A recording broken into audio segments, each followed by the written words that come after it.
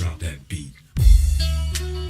Man, divide and conquer continues to serve them well. What we ever learn? Only time will tell. In this day and age, church that be continue keeping us fighting one another while they keep on keeping on dicing up the world for each other, laughing at our divide, laughing at me, laughing at you, because it's been happening for thousands of years and we still don't have a clue. Marginalizing, glorifying, finger pointing, thinking somehow team mentality reigns. Anything that separates us will do just fine. No need for them what's in change. Race blames race, religion blames religion. We don't know any other way. The turds that be know exactly how to play us and know just what to say. To defend the flames of hatred, separation, seclusion, and divide. They master the craft to degrees on cruise control while we are just along for the ride. We jump, we sit, fight, ride, steal, and kill all by design. We complain, every glow smirk in the free speech zone behind enemy lines. We're obedient, we bow down, whichever and whenever they desire. We pay and slave our way, our entire lives to build that new world empire, but none of that really exists, you see. Oh, hey there. Did you miss us? I bet you have. Yeah, once again, Dissolving the Divide. We felt the need to, give a little breather. Obviously, this is the summertime and taking the pedal off the foot off the gas, if you will. We're not pumping the brakes per se, but we got a lot of stuff going on. We wanted to do a little house cleaning and address some things and let y'all know where both Leslie and I are at on the individual level, and obviously where we're trying to continue this process of delving into the dialectics within this Dissolving the Divide. So, Leslie, how are you doing up there in Reading? I heard the smoke is, the air quality ain't the best over there, unfortunately. No, we have a really big fire going just east of where I live, starting outside of Chico, California, moving up through the mountains towards some of the rural areas and doing a lot of destruction, bringing a lot of smoke into our community. It was an arson. Very bizarre situation where a man was seen pushing a burning car into a ditch, about a gully of some sort. And yeah, a lot of stuff there that's conspiracy theorists could look into. Yeah. But yeah, we're doing all right over here, enjoying the summer. I enjoy. I have a lot, that's kind of flying, but I really love to have the summertime as a time to really ground into nature and be out and enjoy the beauty of the surroundings I live in and get out to the lakes and get on my paddleboard and stuff like that. So kind of slowing the pace in a way. Yeah, but still moving and grooving. That was great. You were able to link up with Cavalia. Y'all did a really cool paddleboarding in just a day or two out with Chris, I think, as well. Yeah, we went to a great waterfall and did some paddleboarding. Yeah, it was kind of funny because Chris ended up forgetting his paddle. And so she and I were like pulling him on a rope, and then the current got really fast, and we're like just going woo, and then all of a sudden she's like, I think we have a little problem here. And we need to push back because we're moving too fast downstream, and we had to like muscle it, and it was funny. Yeah, but fun, good memories. Hell yeah. And aside from the whole recreational side of things, I mean, you're obviously still working, being a conscious mother still and all that, raising the seeds consciously as a bee. Yeah, doing my best. Yeah, especially not trying to be spread out too thin. And like you and I we're both getting pulled into like other groups, and it's great. Like folks are really, digging our interviews and our approach and just composure and compassion, I guess, if you will. And both you and I have been doing things with the jungle.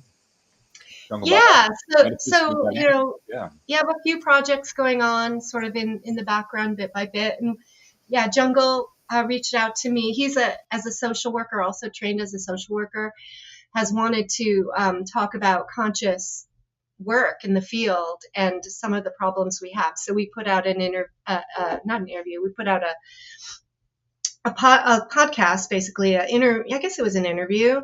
I should probably know the name of it here. It's like Liberation of the Modern Social Worker Dilemmas, something like that. And I'll tell you in a moment, right, what it's called. Liberation from the Modern Social Work Dilemma. And it's a first step into really delving into the ways that modern social workers and mental health people are being so intertwined with the government in a lot of dilemmas around the ethics and efficacy of that, and how difficult it is to separate, and how there's a general atmosphere of coercion towards the professionals and limiting our freedom in an ever encroaching, like, tightening of the screws. Right. And so we're going to be, I'm glad you brought that up, because we're going to be inviting other conscious professionals, or non, like, you don't have to have a degree to do, social work in the community, but wanting to invite people into a private forum to further discuss these matters and come up with creative solutions to create a new approach to healing community and mental health problems. So that's an exciting one. I also did an interview with Glenn Tram on basically the history of slavery. This one is called Echoes of the Past, Why Slavery Persists. And it's exploring Dutch slave history and looking at why humanity resists change. And, we both have a common ancestral connection to the Netherlands, to the Dutch, and the Dutch were very instrumental in the Atlantic slave trade. And he shares some of his personal history of having been born in Curacao, and the slave history of his ancestry. So that is actually really powerful, I think, and I want more people to look at it, because it's relevant. It's relevant to so much today. So I've had some inspirations, to do these conversations. And then also I have this long running project in the background that's moving kind of slow, but it's coming to a head on statism and the healthcare system, and working with Corey Enderlot, Stephanie Moe Davis, and Scott Gordon. And we're going to be doing some recording of this. We've been working diligently on creating a slideshow and gathering our information, and we'll be recording it sometime, I hope, in the next few months. So that'll be coming out. And so each of these projects sort of has, little side things, or, there's a lot going on in my brain and trying to get it out into manifestation. So, yeah. That's great. Yeah. How about you? You've been up to stuff too. You're busy. Yeah, too much. And I've gotten to the point where I got some cups filled. I don't want them to overspill unless it's towards, helping other people. And I'm trying to set up some free workshops for me to get experience to actually try to teach people one-on-one or in a group setting of how to produce better conscious content, if you will. And as far as like video editing and that kind of stuff. And also it's just like the whole mind, body, spirit behind it all as well, the driving force, because I've seen a good amount of people that just, they might have hit a wall, or they caught fire, and then it's hard to keep a consistent pace, even for myself, for sure.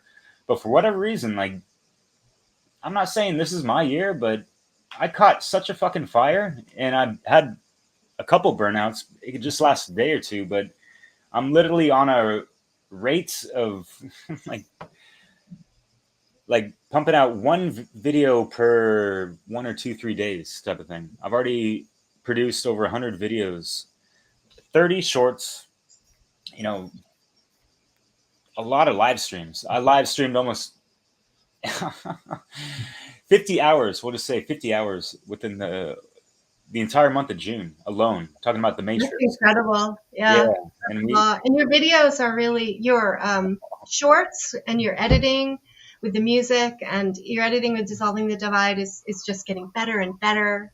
It's really, really good work and creative, and I appreciate it a lot. And that's an area where I'm needing more growth, is to gain those technical skills. And I should probably connect with you, like, and help, let you help me with some of this editing stuff, because I still struggle with it a bit. Yeah, but it's there's a lot to learn, and I think it's great, all the stuff you're doing, Derek. And I just want to congratulate you too, for kind of getting into the One Great Work Network and having that platform now to really highlight your work. And glad you've been acknowledged for that. Yeah. Yeah, cheers. Yeah, hopefully that Yeah. will come soon enough, and Yeah. to the top right for sure. Yeah, it's really a true high honor to be acknowledged and included, and yeah, it just makes me want to do more. Yeah, that's great. Because this is Yeah, what I and then do. I didn't even mention Girls Club. Like, that's another, Yeah. Of course, with yeah. Sarah Derek Cross, Cross is killing it and too. Brittany Anderson. Yeah, and Sarah's the lead on that project, and she's just on fire with that right now, really stepping into it. And then she's also got a radio show on the Revolution Radio, and so I feel a momentum, in the teamwork and the collaboration, and the cross-pollination of knowledge and inspiration. And so that's exciting to me, and it fires me up, and I enjoy that. Yeah, like I love seeing, just like yesterday, Mario West dropped a video with Tala Linden, who we had such a great time with last spring, I believe, talking about Yeah. the spiritual divide. And so, yeah, she's a wonderful woman, and I'm really glad that Mario is just like really holding these folks large. And obviously, we have an extra layer of connection through Black Earth Productions, Celtic Esposa, and the Temple of the White Dragon, as far as folks that have gone through initiations and sessions with him one-on-one. And yeah, that's kind of like part of the basis of how you and I connected on such a deep level and stuff. And yeah, just like realizing through Rodney, who's also affiliated, and like that triple Libra ascendant connection was just, I can't like forget about that and stuff, and just like how you and I connect on that on such a level. And yeah, so that's why I have the scales with in reference to Mayats, and obviously the One Great Work Network has that as well. And it was Celtic Esposa that created this logo, by the way, the sigil. Oh, right. Yeah, I think I knew that. Yeah. Yeah, the way we can support each other and offer feed. Yeah, there's a synergy that happens, and a growth. It catalyzes self growth, and then growth, I think, of our and the energy we're putting out together, in the world. So yeah. Yeah, and you and I are both in a couple more, groups, whether on Telegram or Signal and stuff. Shout out to Hector Combo for his Combo Connections. That guy is really interesting. We got to get him on sometime. Friend of Yeah. Jungle's, and yeah, he's got some really cool stuff. He goes along the lines of what we're pretty much about as well, and trying to figure out how we can really maneuver through this matrix in a sense, and get folks just to really not be so abrasive, because we're all, I wouldn't say we're all, but I want to say, everyone's on their specific journey, whether it be manipulated to whatever degree, or they're more on the path of self-mastery. And yeah, we can see that as a divide in and of itself, whether it be just through natural means, or just naturally evolving out of the manipulative tactics within the matrix, in a sense, I guess. Does that make sense? Yeah, for sure. Yeah, it's such an overarching topic, this idea of divides and dialectics. And it covers like the whole world, right? It covers like everything. So, it may seem like, I think about our talks and our topics, and it may seem like they're also separate from each other, but everything connects together, and hopefully, when you listen, if people listen to our podcasts, you'll start to see the themes that interconnect everything. And that's getting that bigger picture. Yeah, Yeah. definitely. And still being able to hone it back to, the common ground, which is just, basic morality and, natural universal law, if you will. Ah, Being human. yeah, yeah. Ah, totally forgot what I was going to say, and I was going to go on a tangent too. But Well, let's shift here a little bit. So I'd like to know from you, Derek, like, what do you see as the major divides or the biggest divide? How would you frame that? yeah, geez. I mean, like the biggest divide. I mean, Mark Passio framed it pretty well in his natural law seminar with a single slide. Um, I think he even had Jesus, portrayed as like an anarchist, someone who's against the state and false figures of authority, and your typical statist who wants to uphold, man's law and yada yada. And yeah, see this the political fervor and religion and cultish behaviors behind it is still like almost at an all-time high. And you see, people posting whatever on social media. All of a sudden, Biden's out, so I'm with her, or whatever. And is that a Yeah. dream deferred, or whatever? And the whole psyop of Trump thing is a little blurred with his ear and whatever the hell folks have heard in regards to that. Uh, What he's not hearing now.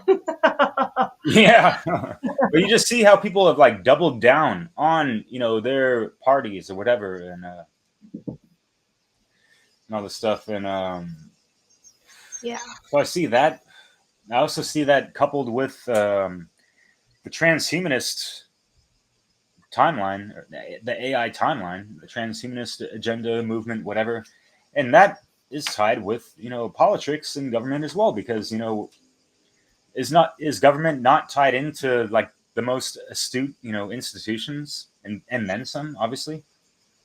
Yeah. And corporations, large Yeah. So corporations. Yeah. as far as like The medical system, what do they call that?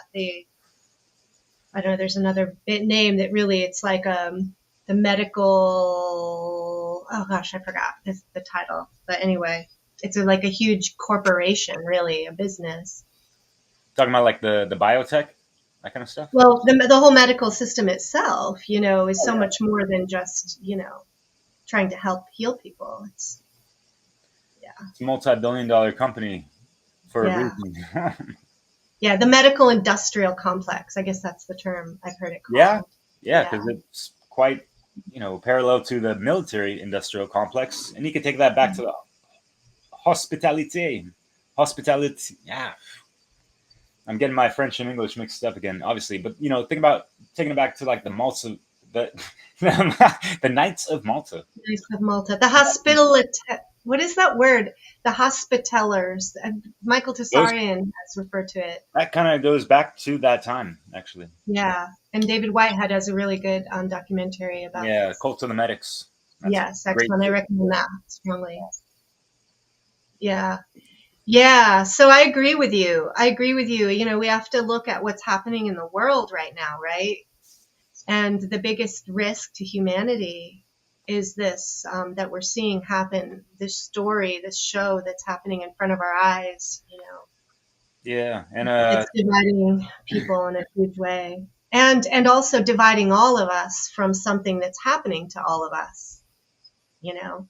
true. Yeah, and I feel like Yeah. with the uptick of AI and all this stuff and the algorithms, we're kind of shut off into certain echo chambers where our voices aren't heard on the other side, really, and that's kind of like one of the biggest issues. And I think Hector calls it the fourth wall that really need to bust through somehow, some way, because how else are people gonna like hear our message if Right. they can't see shit, really, you know what I mean? So Exactly. The creating more and more walls, right, between people and between the communication, right? So I would say that's the overarching theme of like separation versus unity. If we're separated, we're weaker and we can't all gain knowledge, right? So there's knowledge and ignorance. Knowledge is related to the truth, and we want, I hope, everyone has a value for truth, right? And if not, then you're in ignorance or denial, right? And then there's separation instead of unity.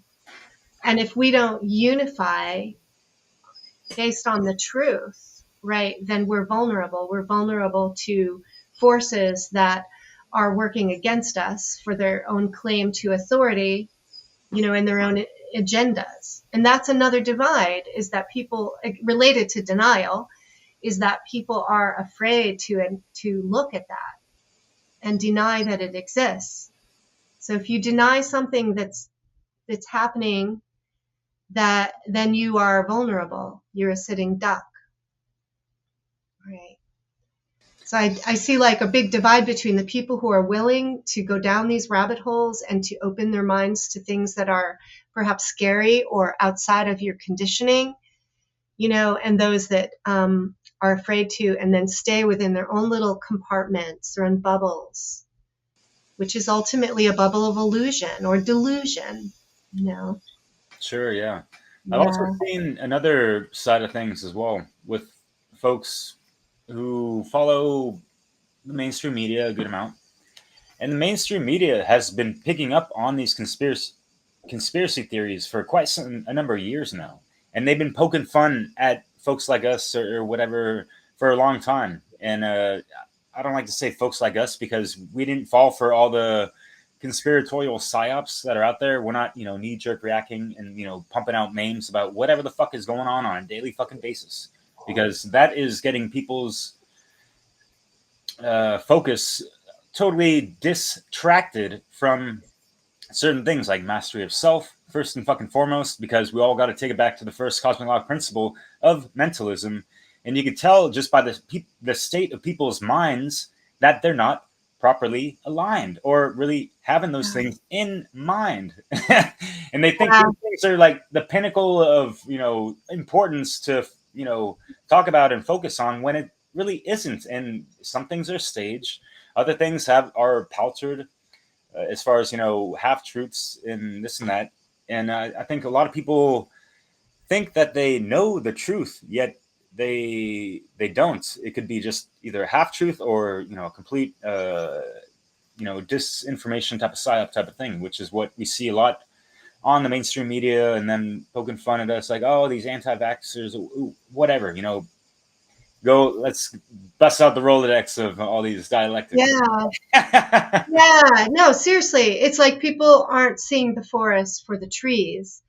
And then so people are in the weeds, in the trees, and then the media and the manipulation from, that kind of, the news and how things get inflamed. It creates inflammatory kind of responses, triggering people to get all focused on the weeds and the arguments within the weeds. And that itself then blinds people to what's going on up here, the overarching themes and patterns that are going on. So it's the same internally in our own minds, where we become fragmented within, and we have internal obsessions, where we might get triggered on something and then really focus in on some detail where we feel like we've been, hurt in some way, or we've been insulted on some level. And then we get really focused on a minutia and miss the patterns. So there's a value to learning how to float back, right? Float back, kind of get to the bird's eye view, that eagle vision, right? Where you, as the eagle, he can see the mouse hiding under the bush, but he also sees the whole landscape. And I think that that's a skill that people can develop with effort and intentionality, to be able to see how the little mouse fight, is happening all across the world. And it's happening, under the title of so many topics, right? But it's just creating a bunch of mouse fights, and you're missing, kind of the that there's a guy in the lab, right, who's setting up all these fights, right? And that our real attention should be at that level and learning how to disconnect and recognize, this is the other thing about statism in government is there's this sense of people are so acclimated to looking at power outside of themselves, right? So there's this the divide is our internal power, our internal locus of control, our self-efficacy and responsibility versus our training of looking to an outside source or authority to solve a problem and somehow seeing either blame or responsibility being somewhere else, and they're powerful and we're small and can't do anything. That's a divide that's really hurting the world right now. Yeah, and just even on that level, aren't we supposed to be like the masters of the government because we're the ones that are paying them this salary through our taxes and theft and all these things? So how did the notion of us being so weak compared to like the strong government and people just bowing down and wasting how many hours of their life trying to go to these rallies, go out and go to these meetings for whether it be on the donkey side or the elephant side, and watch those stars that might be inverted on your flag or sigils or whatever the fuck. Like people just don't understand things, secrets in plain sight sometimes. And just like, so are we going to live the rest of our lives in this country with, just like two flavors of, the lesser of two evils type of. It's like choosing between Coke and Pepsi. They're both GMO, high fructose corn syrup, artificial bullshit. Like, come on. Like, seriously, yeah, no, you're right. And it is like, that's a big, important point because a lot of people I talk to, they can see, that both sides, let's say, of the political dialectic have their own corruptness, right? Right. And it's like choosing the lesser of two evils, but somehow staying in this mindset that we're just stuck here. This is the way it is. We just have to go along to get along. And yeah, this is corrupt, but we're going to have to pick the lesser of the two. And I think that that's very limited thinking, right? What creates the cap of that belief system? It's this, I feel like over time and throughout history, that we've come to be beaten down in a sense as a species. And I think that looking at history is really important to see how that happened and understanding, the human system, the psychological anatomy and the nervous system anatomy, and how trauma and coercion and oppression have created a disempowerment and how that's passed on from generation to generation. And the more that we can start to see that and see how it's happening or operating within ourselves, we can then break out of that paradigm of blue or red, or, we're in this fish tank that we have to stay within, and that's just the way it is. And when you can recognize that we don't have to, that it is actually unnatural to be in this dialectic, in this trap, and we can recognize that we have intrinsic value and the kind of God-given or natural-born right of really equality, right? A person who claims authority doesn't have any more rights than we do. And the authority is really internal. We need to develop internal authority, but not bow down to someone who's claiming external authority. And we are all, should be all on the same page solving problems. And if I don't want to put my money into the military industrial complex, I should be able to say, no, I'm not, right? So no being this really powerful word. And it doesn't have to, or hopefully won't get to the place of like a physical revolution, but we can and need to start saying no to the things that are wrong in the world, and they're happening at all levels, and we can withdraw our participation, and we can speak up about why we are withdrawing and what are the intrinsic immorality within our existing, setup of government, of statism. What's the true, real state of the state? Let's be honest about that. Let's use our imaginations, right, to formulate a different way of organizing ourselves as humans that doesn't have to rely on the false belief in authority, which is an extremely dangerous concept. And I would refer people to Larkin Rose's book, The Most Dangerous Superstition, for a really good understanding of that. Yeah, Leslie, well said. I like that. And to continue what you said, yeah, see, all these systems of, governance and, policies and cabinets and senates and Congress and all this stuff. It's a big old Gordian knot. I'm sure you know that term, as far as just like the entanglement of so many different fabrics of society that's, tied up into this domination and control, divide and conquer type of like entity, or even egregore, if you will, pendulum, if you will, if you folks understand that, transurfing, whatever. But just like, this mass influence that is just kind of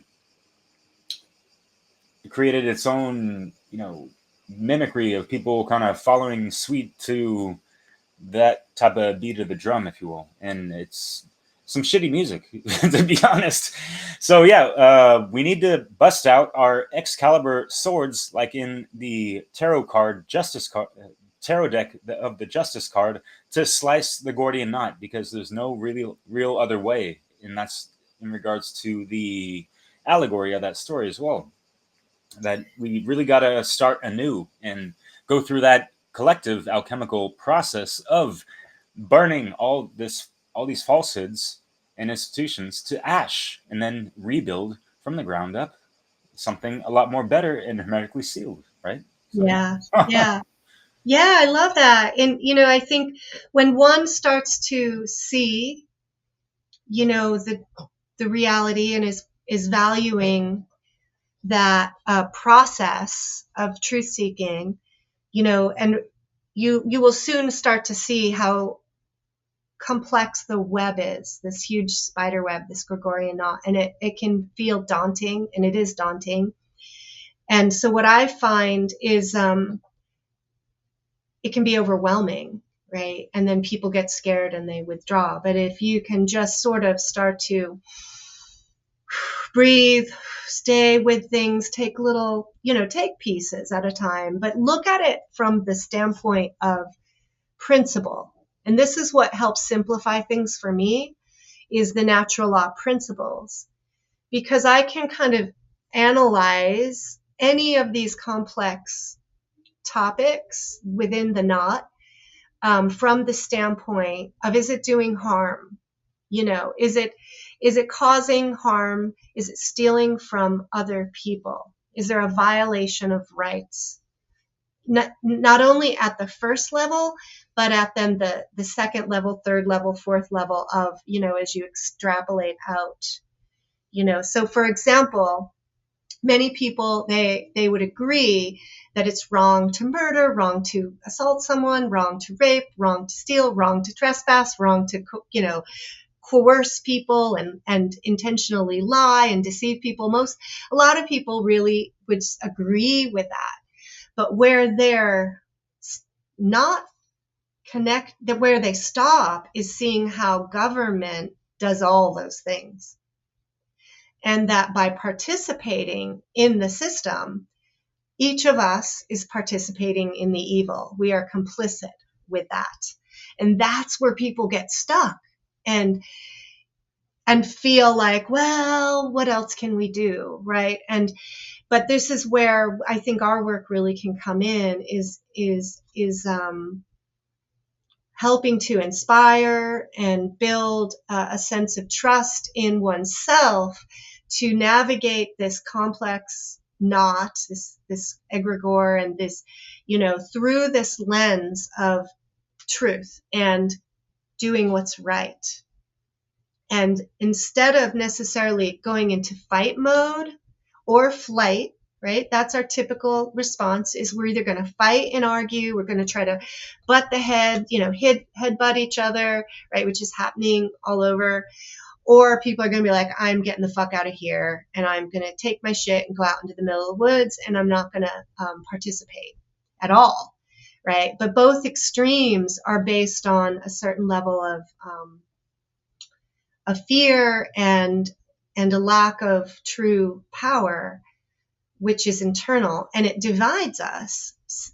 And it could be ultimately simple, in that if the more, the majority gain the knowledge of natural law and see things from the bird's eye view, the eagle vision, and sees all the patterns, and is able, and then if we can agree on the most basics, the very simplest basics, because there's a lot of nuances that people get off in the weeds on.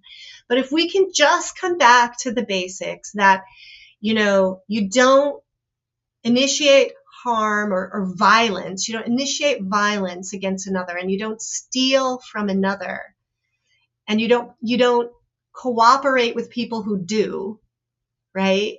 Then we can start saying no to the same things together. And then with that unity based on consciousness and principle and value, we gain power that's not exploitive, that's not dominating. The current system of government and statism in the world is about domination and manipulation, and it's based on unnatural principles, or what is unnatural or man-made, based on manipulation. And that's another divide. And I've heard Mark Passio say that that's one of the core divides, is what's natural versus what's unnatural. And if we can start to frame what is natural, and that is not just like watching animals devour each other, as in, survival of the fittest, but it's about looking at the patterns of nature that are consistent across time, place, and always operating, right? These immutable principles that are often not so concrete, but require an astute observation of patterns over time, and seeing how, for example, that if you have enough people who operate out of the the idea that you can just take whatever you want because it makes you feel good, what is the outcome of a bunch of people doing that? It's an unsafe, chaotic life, right? Right. Imbalance to the, cause and effect in regards to our relationship Yeah. with nature, being too much of a taker and not a leaver or a giver, right? Yes, exactly. And if you have another, if you do your study, right, you have 10,000 people who are all based on takers, and they're taking. What will that world look like? It'll look a lot like the world we have, okay?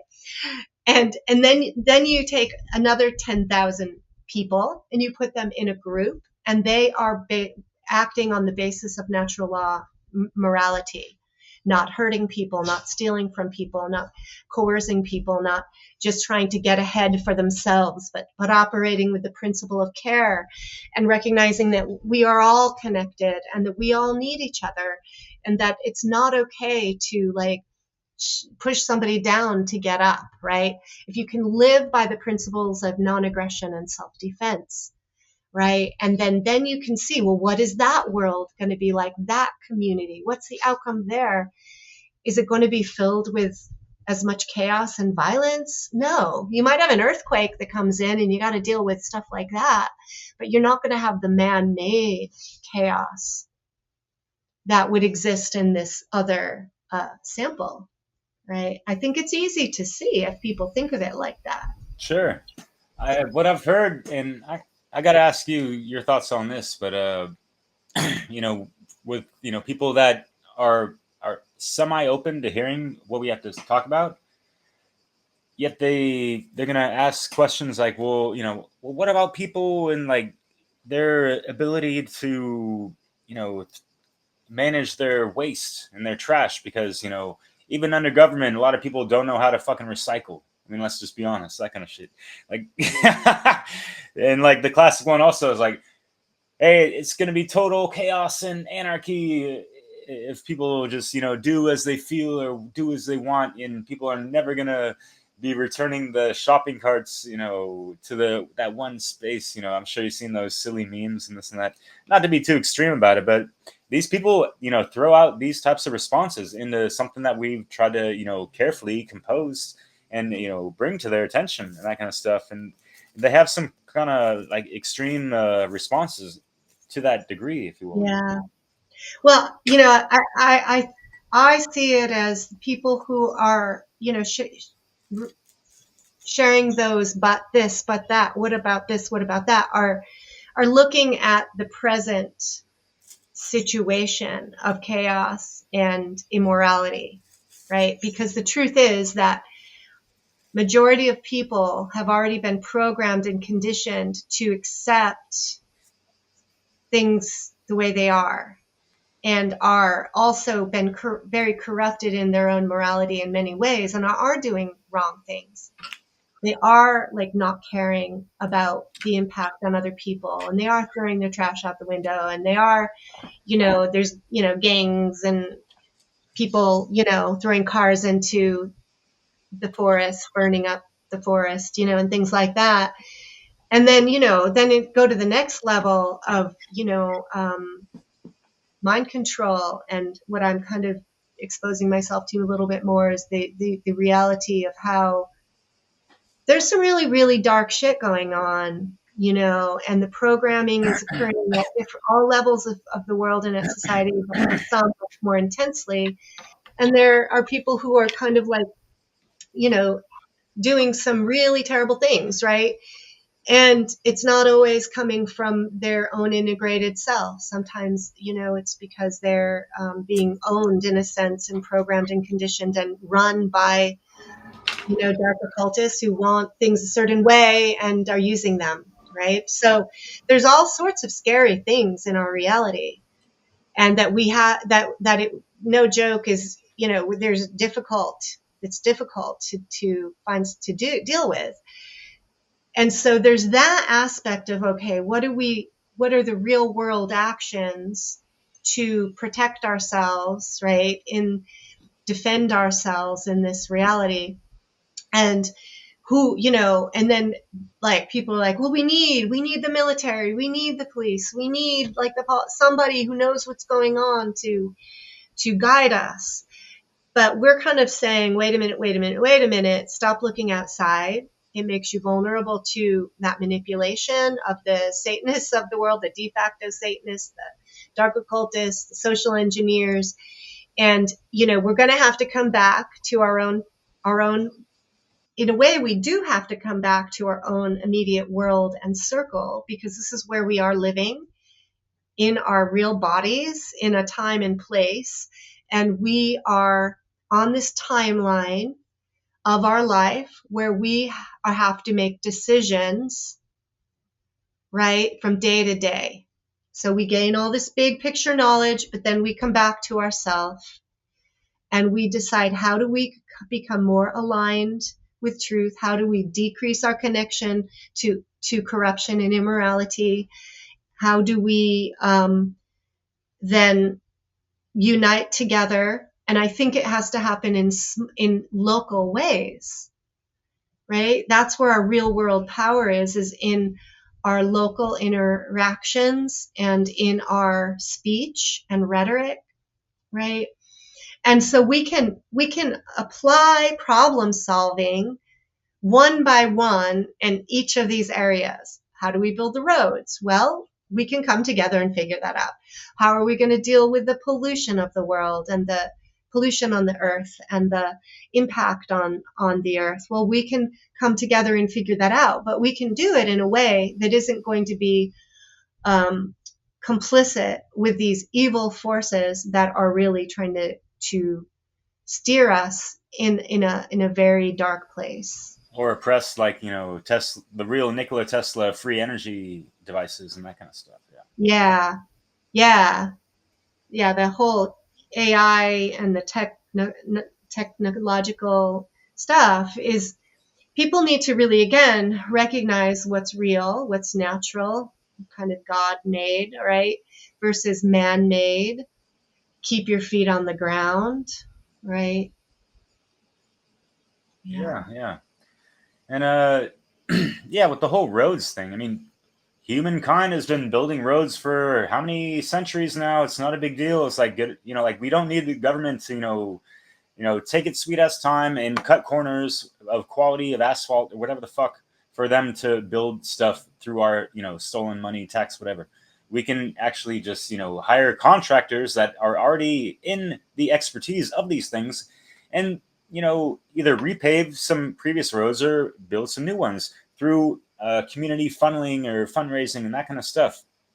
This can be done so easily. And I was thinking about how, like, just local neighborhoods could have, people being able to meet up and be on the same page and, create whatever kind of neighborhood watch, that kind of stuff. If for whatever reason there were, all of a sudden there's no more state, so there's no more, law enforcement backing up the state. So how do we defend ourselves from whoever, right? How can we as neighbors get each other's backs? And do neighbors even want to get each other's backs if they're so entangled in the political fucking bullshit and dogma, you know? Right. It divides neighbors, right? And then you're not working together with your neighbors. And there's been such a fragmentation and a separation of people from each other, and really exacerbated and like multiplied by the whole COVID scamdemic. And it's, people are now, even with the internet, like we're dealing so much with communicating with people online, versus in person, and we're not talking, we're not really getting to know each other. I mean, I feel like in some ways we're people that I interact with and I have friendships with over the internet. That divide is we're working on bridging that divide, like with each other. But it's possible, I think, to have community that is across the globe. It's a one possible gift of this technology. But it also comes back to looking at our own, like, I don't know very many people in my neighborhood very well. I know them a little, right? But we could come together on a problem, like, we have tons of wild cats in my neighborhood, and I've witnessed several of us, and I've seen it in other neighborhoods of people coming together on their own because they, the city isn't helping, right? And people do when there's the fires, the people take action on their own. They save their own houses. They offer support to victims of the fire and do a better job rather than wait around for, a Salvation Army or Red Cross who reject help because you haven't filled out enough paperwork and gotten approved, or whatever.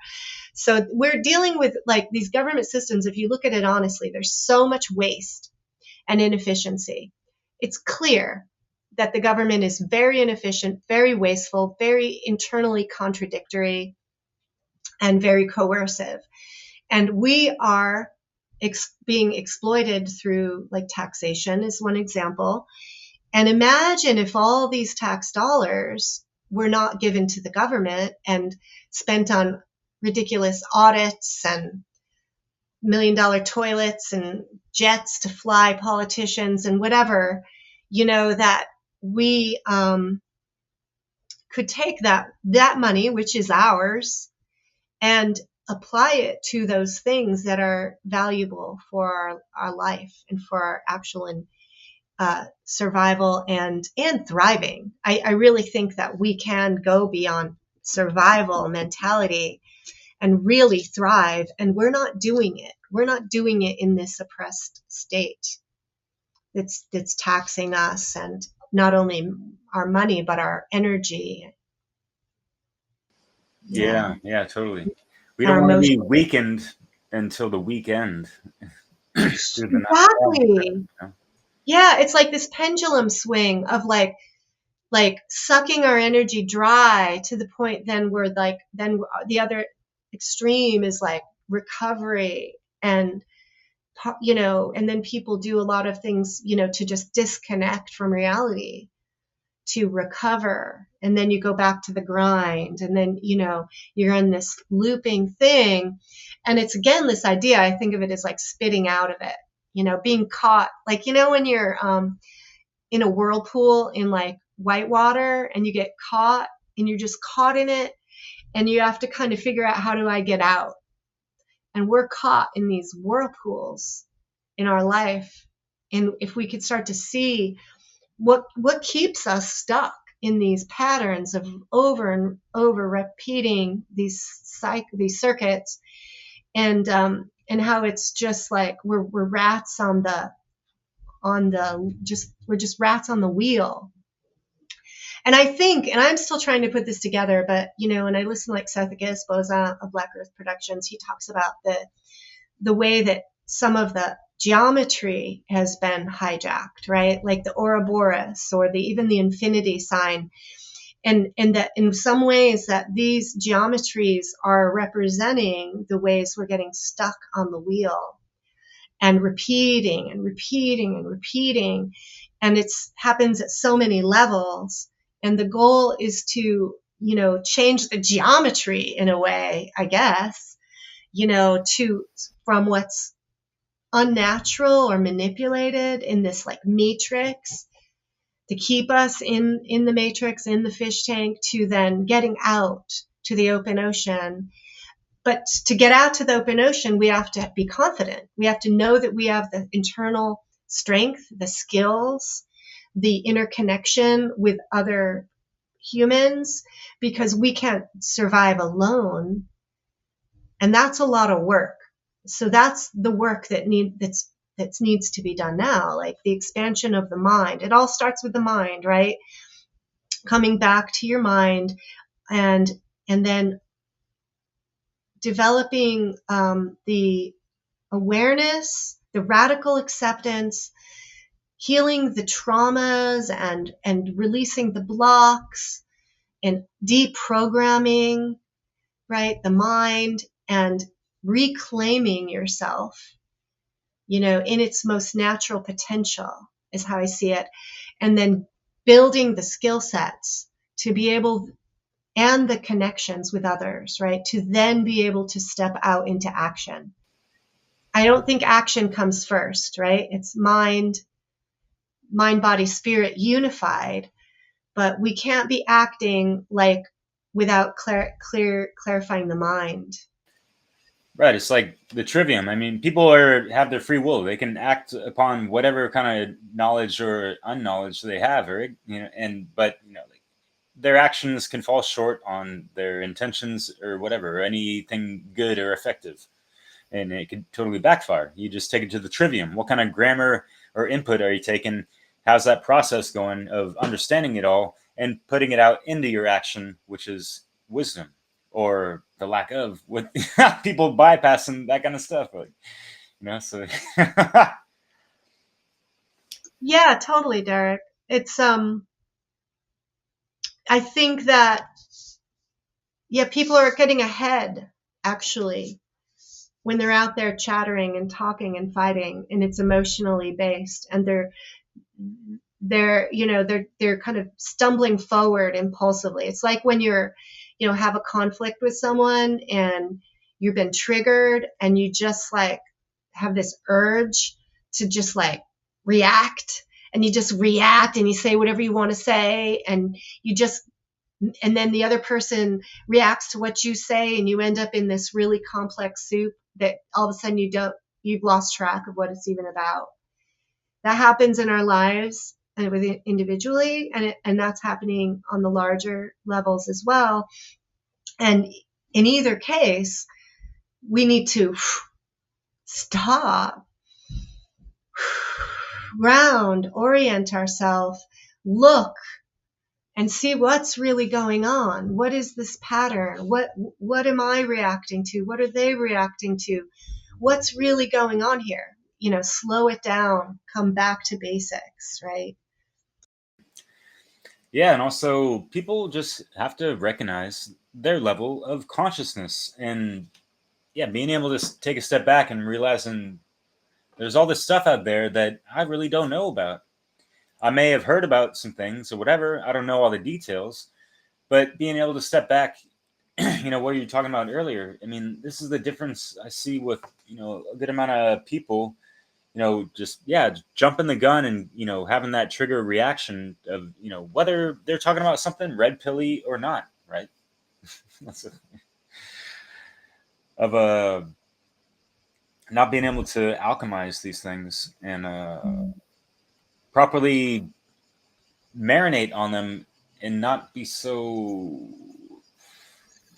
I don't know, like when there's so many different levels of awareness that we can speculate on or look at the whole spectrum about, but that's just one thing. And like just being aware of something sometimes doesn't mean shit. It's like knowing something and doing nothing about it. It's like, what does that serve? Like, are you a good person first and foremost? Are you able to relay the message, and you've taken in these harsh truths, and you suffered some trauma through it.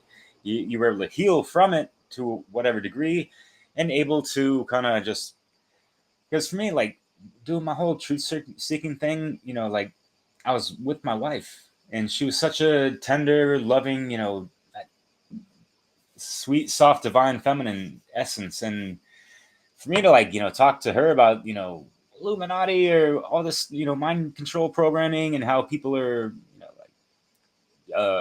mind control to the fact that we're imprisoning ourselves and all this dark shit. How I was thinking to myself all this time, like I got to take the brunt of this painful realization stuff and being able to like filter the stuff to her where she can understand it and not be so fucked up about it, I guess. Does that make sense? I didn't do Totally. a good enough job, though, I guess, sir. And but at the same time, you can lead a horse to water, but whatever, right? Yeah. You can only do so much to affect another person, right? And that's the same with the work we're doing, by putting out these podcasts. We can share information. We can lead the horse to the water. We can invite them to look and drink. But we can't make them. Otherwise, we're violating our own principle. We Or could just the drown him. basic No. principle. Just kidding. Yeah, we ourselves need to watch out that we're not falling back to coercive action because we're so passionate about what we see and feel and what we identify as truth. And so there's this ultimate patience, right, of release of control, like dealing with the helplessness, because helplessness usually leads to a desire to fight, right? That fight, freeze, flee, all those responses. So if we're not aware of that in ourselves, we can participate in wrongdoing and alienate people even more. But yeah, everybody's in their own place. Everybody's in their own level of consciousness. And, one of the things, that I wanted to get this slide, and maybe I will, so you could add it into the video, is that Mark Passio, he very diligently, he goes through the process to shed light on what's going on in the world, right? What on earth is happening? And he talks about the way the brain works and mind control and natural law and this whole tapestry that when you really listen and take that in, it sheds this light, it opens up the vision. And he has a slide that around solutions or areas to target in that when you work and improve and become more aligned in these areas, that's the way out, to freedom. And it includes things like worldview. It has like nutrition and, how we eat. It has the dynamics of the Hegelian dialectic, or, the chaos sorcery, or uh, problem solution. What is it, like problem chaos? Or yeah, do you have the Problem reaction solution. problem reaction solution? Yes, Yes. that's I know the slide you're and talking about. It was at the end of a couple of his, at least, what it means to be awake, something like that. yeah. So he has Why this whole spirituality, list sorry. of things, right? And I was thinking about that, and again, it's another way that in the truth movement, I think we get divided because somebody gets really passionate on one solution, right? Like, you got to be a vegan, and then that get really hyper focused on that. Someone else is like, separate from the taxation system, go through, like, declare yourself in a sovereign person, and that's the solution. And then there's someone else who's, going to be focusing on whatever aspect. So the truth is that all of these things are elements, and not one is, I think, better than another. Like, they all need to happen. We're all going to address them in our own time, in our own pace, in our own way. And I think we need to stop judging each other, because someone else isn't where we think they should be on our focus of solution.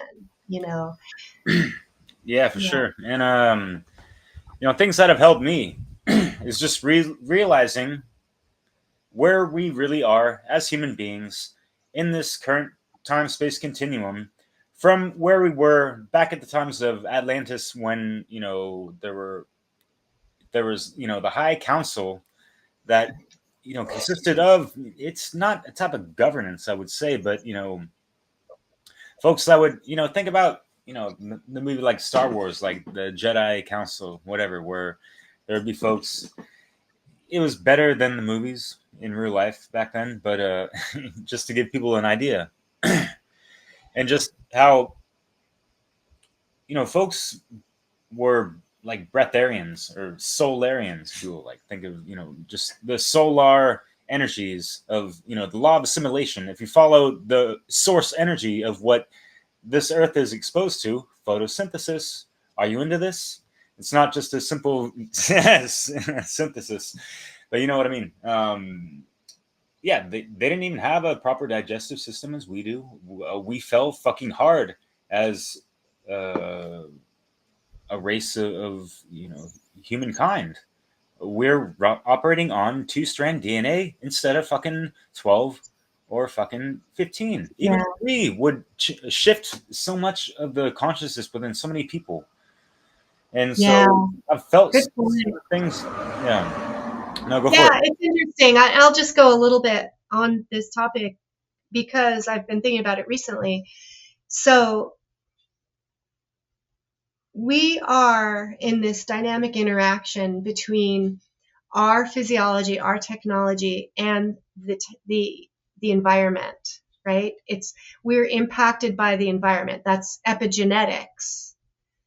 It's this dynamic, creative force, right? And there's aspects of that we don't have control over. We can't control the quality of the air that we're breathing if we have chemicals being, you know, you know, dropping down on us from the sky. We can do our best to choose healthy food, but if it's been infiltrated and poisoned, even, or the air is affecting the organic food we're growing, like there's some pretty devilish things happening that are weakening our physiology, right? That may be even weakening us at the genetic level, this epigenetic level, whether it's through vaccines, through the air, through the food, all these ways we're attacked.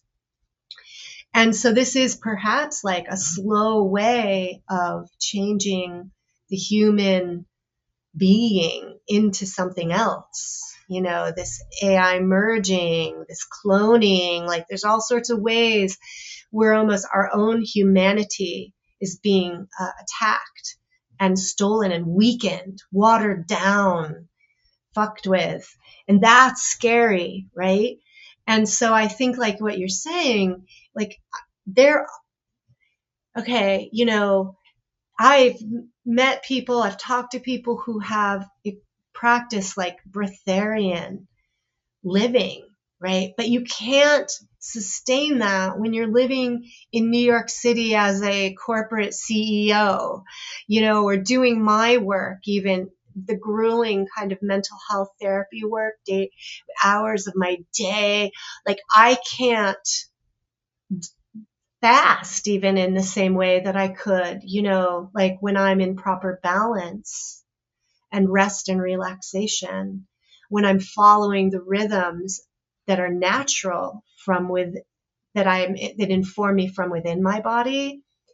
If I could live that way in nature, away from all the energetics, pollution and all of that, then my ability to sustain my energy and have more energy could exist on almost with little food, or fruits and vegetables and good breath work and pure water, but so I feel like we all have the capacity in a way to return to our original, maybe even genetic potential or capacity. But then sometimes I think things actually get broken beyond the point of repair. And that's what we need to watch out for. We don't want to lose our humanness. We have to fight to hold on to it.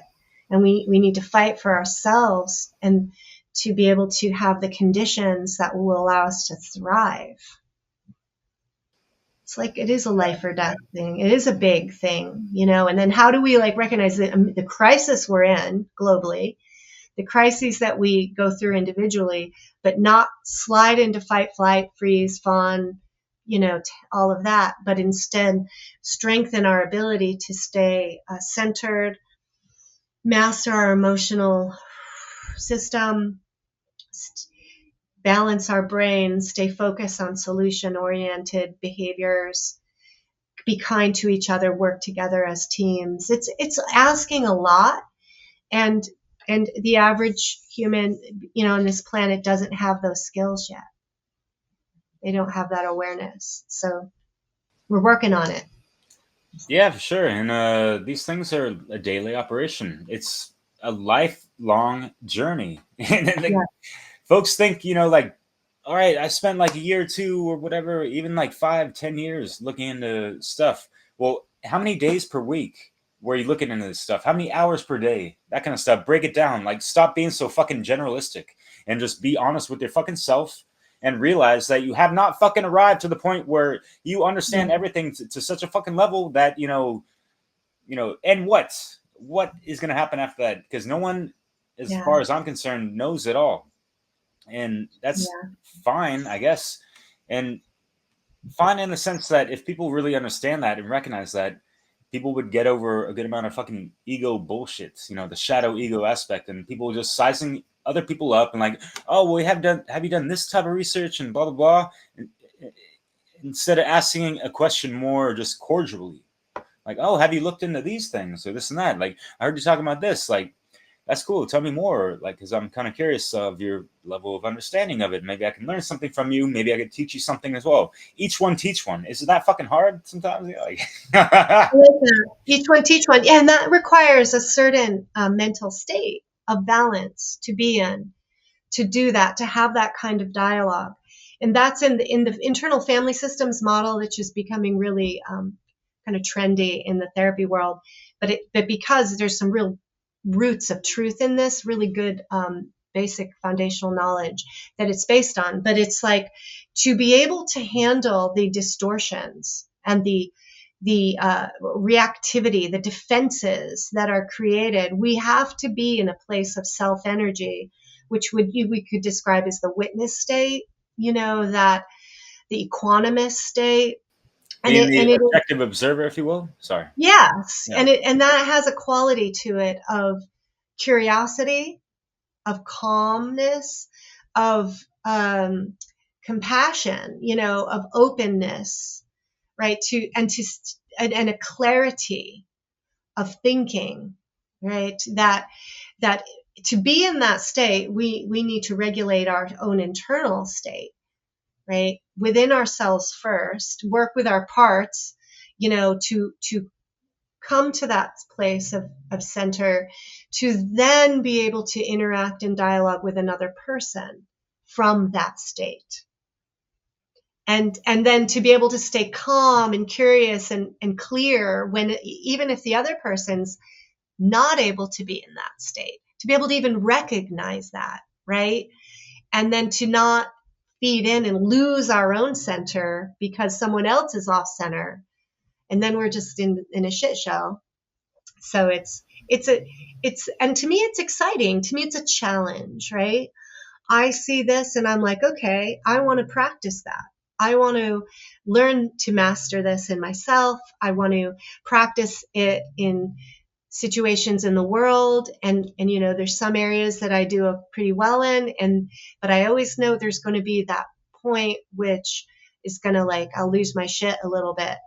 Then that's my next challenge that I'm going to work on. And we don't want to stay stagnant. We don't want to overprotect through isolation and just putting ourselves in the little bubble of safety. We need to work our edges and keep growing and challenging those edges, I think. Yeah, totally. And I feel like the more we challenge ourselves, the more we're wielding our swords or just refining our way of dealing with adversity, or just our just life experience, that there's so much we can learn from in so many different ways, right? And you had me laughing because my I learned so much from my ex-wife. I got to give her props again, just because going back to what I mentioned before, of just sometimes I would have cathartic moments with her. She dealt with a good amount, and I wasn't always the best at holding in all these dark, traumatic realizations of truth, whatever. And sometimes I'd just fly off the handlebars, whatever, and go on a rant. But she'd just be listening and be really calm, and okay, she's just gonna let me say what I gotta say. And I was like, so what do you think about it? Sometimes, and it's sometimes indifferent, sometimes in agreement or partial or whatever. So I felt like she learned some things from me, or actually, got keyed into some different levels of awareness, or esoterica, or hermetica, if you will. But geez, yeah, at the end, she wasn't really thinking that the whole geoengineering thing is a real thing. Just on that basic geopolitical level, we agreed on some other things, but yeah, we did have some arguments of when I was really getting into natural law, in learning about true universal morality, or objective morality, if you will. She was kind of on the fence with that, and just how there is no objective truth, that kind of stuff, and how things are more subjective. So yeah, I saw some of that, the programming that is just so hard to break within individuals. Yeah. Things, Yeah. I think that ended the marriage, it was already over at that point. But yeah, yeah, it's like another divide of consciousness can, people who are not able to move past certain barriers in their own consciousness or acceptance of things can create divisions with other people, And I think that the relationships, our individual relationships, are some of the greatest sources of our growth. That's where we hone our skills, where we develop our self-awareness, and we learn to master our emotions. So, a lot of people who've been hurt and experienced trauma in relationships, are frozen. They withdraw, they hide, and are afraid to talk to other people. And so that's the work, right? Work on overcoming those fears so that we can learn through the swords. We're kind of clashing swords, right? S word? Yeah. Yeah. And I think, another thing about the state that we want to aim for, of balance and equanimity, but also having clarity of seeing the truth and wielding our sword of truth. When we are when we're not in a traumatized state, when we are going to be in a more creative state, right? So Well, yeah, when we are, that's what I want to say. Like being stuck in that R complex, because there's like trauma and stuff. People are stuck in that, survival mode, whether the fight or flight or the fawn or whatever, all that's the freeze, right? So they're not really getting the proper control of the limbic or the neocortex, I guess. yeah, the limbic system and the brainstem, the reptile brain, will dominate. It'll run the show if you're not connecting to your frontal lobes and to your neocortex, right, and the right and left hemisphere in some level of balance, right? And so the right brain is more of the playful, intuitive, creative aspects. And if we're not, if we're too left brain dominant, it's going to be too very serious, very kind of goal oriented, but there's an element of fear driving that, right? An element of fear. So we want to keep the playfulness alive and the creativity, which means balance. It means balance in our own lives, and not just working 24/7. We want to have drive, and we want that in balance with our own creative spirit and playfulness. And I think we want to ask ourselves, are we creators or are we followers? What are you building something? Do you have the spirit of being a creator and being able to build something new or contribute something? And that is really vital in the world we're in, because if we're not creating, that means something's holding us back. And I think that it's a seed of unworthiness, which is a program that is rampant in this planet, of people believing they are unworthy or incapable or not important and weak. And so leaving it to someone else who is more worthy, who has more knowledge, who has more education, who has more degrees. And that's another divide that gets created. But the truth is, we all have, we all come into the world where there are our own strengths and weaknesses and our own capacities, but we're all so unique. And to value our unique gifts and our unique potentials is so beautiful and needed, to come back to that place of worthiness and the value within each of ourselves, to then step forward with courage to offer what you have to offer, as you're working on yourself, right?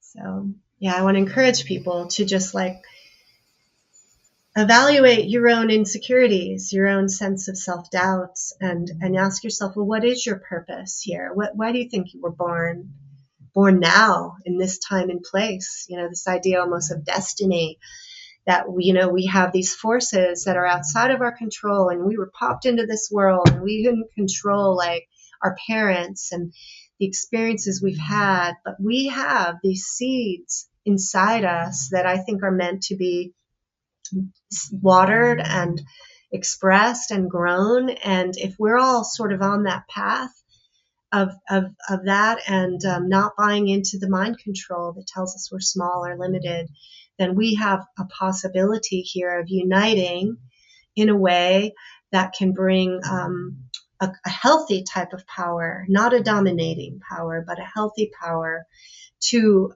withstand, to create these boundaries against what is wrong, to use the sacred word no, the lost word, in our own lives. In the series, the Thrive documentaries, I think it was the second one, at the end, the guy said something really profound. He said, our lives are defined by our boundaries. And I was like, that really hit home for me, because in boundaries, I'm like, include not just what you say, but what you do to back up what you say, how you live your life. So you can have an understanding intellectually, and you can speak it. But if you're not acting it, then you're out of alignment and it's weak. There's no power to the words. And that's what's happening, I think, is people understanding maybe certain things, but their actions aren't following. And there's this contradiction. And when you're not aligned in thought, feeling, action, mind, body, spirit, then you're weakened. Your power is weakened. And that is, I think the weapons against us are trying to divide us within ourselves, divide that unity, that power source of mind, body, spirit within us.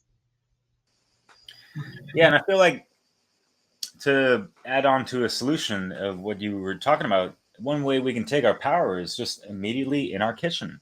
What are we consuming? What are we paying attention to as far as like soul food of, music or media or whatever as well? But as far as like food goes, yeah, I was thinking about this, when you were talking of how people can really take control of their lives through, just not acquiescing to, all these instant and prepared meals that, they're throwing out there for us and all that stuff, but actually just buy some fruit and veg and whatever kind of meat and dairy y'all get down with, whatever. I'm vegetarian, so I'm not going to really endorse that, but to each their own, right? So, and that goes back to like, hey, no one's really on that level of like hyperborean, breatharian type of shit. So that's why I say that, to like level the fucking playing field, because all vegans and carnivores aside, like whatever works for you, great, because everyone has a lot of different biological makeups, whatever type of blood type, and all these things. So things to consider for people not to overgeneralize and caught up in these, dialectical debates and discord. But just for people to take control and buy proper whole produce and that kind of stuff, and make something wonderful and empower yourself just through that. I think those are the types of baby steps that can help a good amount of people. Because there's a lot of people stuck at the stove, like, what the hell am I going to do or make? Like, I agree. what do I have the time for? And like, well, you listen to stuff all the time, anyways. What kind of podcasts or music and stuff? I got tons of conscious content as far as music goes that you can listen to while you're cooking and groove to, and all that good stuff, right? So yeah, bon appetit. Yeah, yeah. No, I agree. I think that starting with our diet is a really powerful place to begin, and it does have effects on every other aspect of our life, on our energy, on our consciousness, on just generally how we feel, right? Because when we feel shitty, our emotions are going to follow. Like if our physical body is feeling, bloated or blocked or stuck, it has a resonance in our emotions. And I think, to me, it's about starting with really seeking pure, clean, unprocessed food. And if you are eating meat, then don't eat factory farmed anything. Like, really become more picky about the quality of food that you put in your body. And that reflects on how much you value your body. And, convenience is very alluring. And part of the reason that we fall for convenience is because of this artificial work schedule, this life that we have where we're very out of balance between work and rest. And being forced into schedules that are not natural, that are not organic from our being, but imposed on us from outside structures that have agendas that aren't really about our health or wellness. They're about, making money and profit and power and of external structures. So that it all connects, right? I, again, like going back to how I eat and my vulnerabilities have a lot to do with how entrenched I am into the pressure to make a living, and how ways that I'm not yet disconnected fully from this matrix, which is sucking my energy and not allowing me as much freedom to live by my own natural rhythm. So I'm on a trajectory of working on disconnecting, and reclaiming my natural rhythm, becoming aware of it, which means I need to sort of remove the veils of all these false overlays, I guess you could say, that have hijacked me and separated me from myself. And as I separate, I start to get more in touch with the natural rhythms of sleep and awake time, of food, when I eat, what I eat, how I feel after I eat, my brain state, etc. And it's because it's a changing battlefield out here, constantly having to adjust, right? And be aware. And it can feel like we're constantly getting thrown shit. We got to like pull out and like, but I think I was thinking too, like this process of, I'll just say this when it comes to food and eating. When Mark Passio has a segment on his podcast where he lists a lot of the common arguments around why to justify eating meat, eating animals. And he has a counter argument based on moral principles. The moral principles are solid. I couldn't argue with them. Right? I couldn't, there's no, what the moral principles are very solid around justifying being, not eating meat and having a vegan or at least a very pure vegetarian lifestyle. Yeah, that's sort of that's this philosophical kind of truth-based reality. And yet we're all kind of hooked up over here. And how do we get from here to here?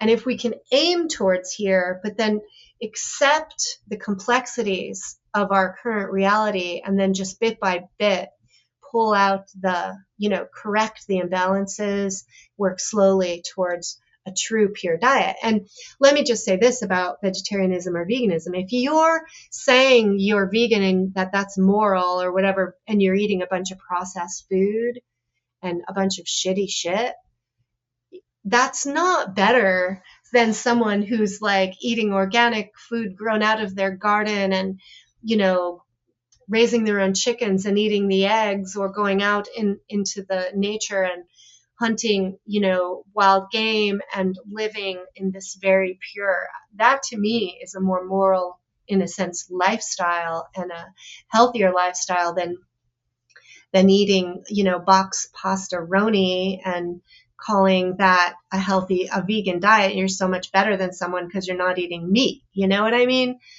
Like, there's so many details. I don't know. I feel like we have to be careful about the judgments. Yeah, totally. And so here's like one of the more common themes of our show, I feel, is like, we don't even have to get into all the details. We don't have to be an expert about any subject. We can cover any subject and come to some common ground under, basic universal fucking principles that people seem to have forgotten or just oversee through, the blurriness of their falsehoods and ego attachments to whatever the hell kind of dialectic du jour or of the year or whatever their lifetime, however they've been holding on to these things, right? But bon appetit, right? And obviously, damn it, I forgot what I was going to go with. What was I trying to say? In your brain. Yeah, right. Sorry, yeah. But I think we're in a place here where it's good to tie up, looking at the time. And, we haven't done a segment on dissolving the divide on dietary choices and veganism. So we need to have one beyond what we're talking about now, inviting people who are committed to being respectful, I would say, in the dialogue on this, to talk about your perspectives on diet. Because we have, we're willing to talk to carnivores, we're willing to talk to vegans, we're willing to talk to fruitarians. I think we can bring this conversation and put this on the table among a lot of other polarizing topics out there.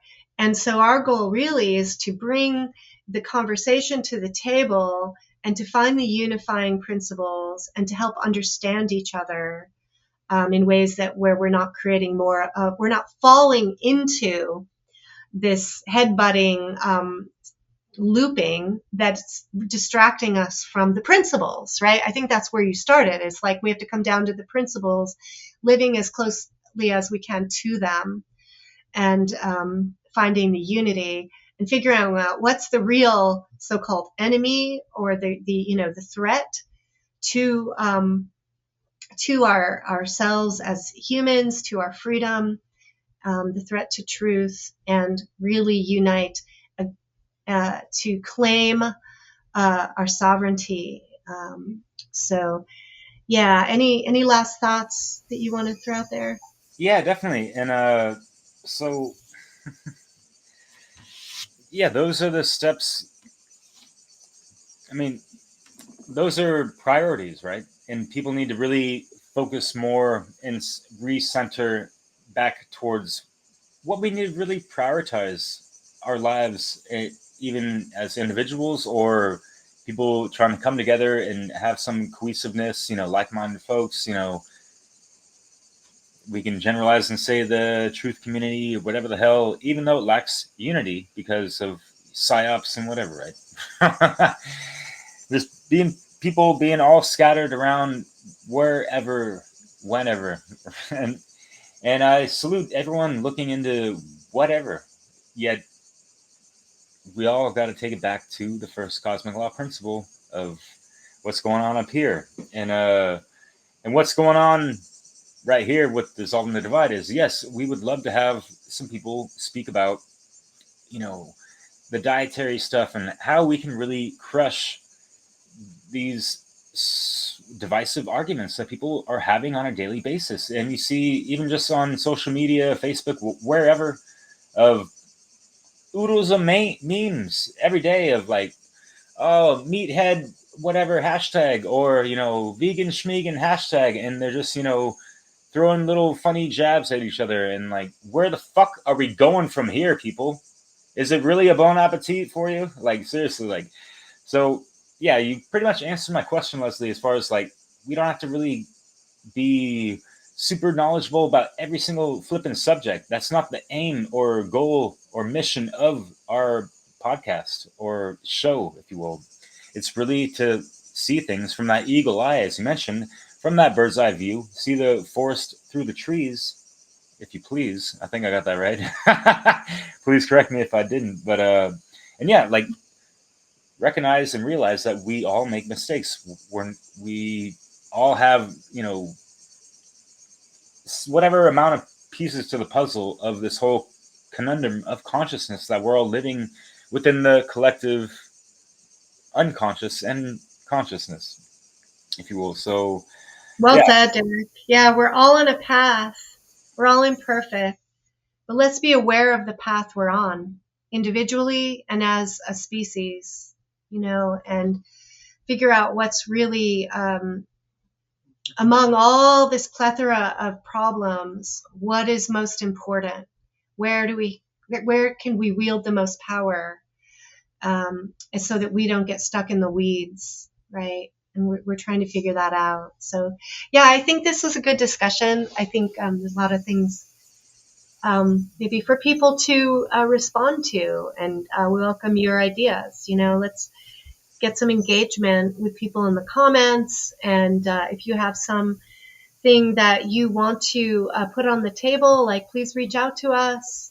You don't have to have a big name or already be a podcaster or anything to be part of this conversation. Hit us up, and we like to have these conversations. And so watch, if you want to talk with us, watch some of our podcasts, see how we operate, and join us. So I'm going to sign off here because I have a promise to end right about this. Yeah, you do. I got some things to do. Yeah. And so it's been really fun, Derek. Thank you. I've enjoyed this opportunity for you and I to chat. Likewise, Leslie. Yeah, for sure. Yeah, definitely. Thanks. Yeah, good. So we look forward to our future conversations with people, and everybody, ciao. Ciao. All right, real quick, because at the end I wanted to show our Dissolving the Divide new tap link, and it's pretty much got everything and everyone who's been a part of our journey, if you will. And the show must continue, and we're always trying to bring more to the menu. So, yeah, we have an exclusive Odyssey channel and a YouTube channel. Leslie Power, this is her, all the links to all her works and her website, of course. And I got mine, of course. Whole lot of stuff. Too much stuff. And yeah, if you want to contact us, click on this. We're looking for new guests all the time. Sorry for the noise. It's just one of those high-speed bullet trains out in the south of France. Yeah, obviously, as mentioned, the One Great Work Network. Find all types of people. We've interviewed 20 content creators from the network at this point.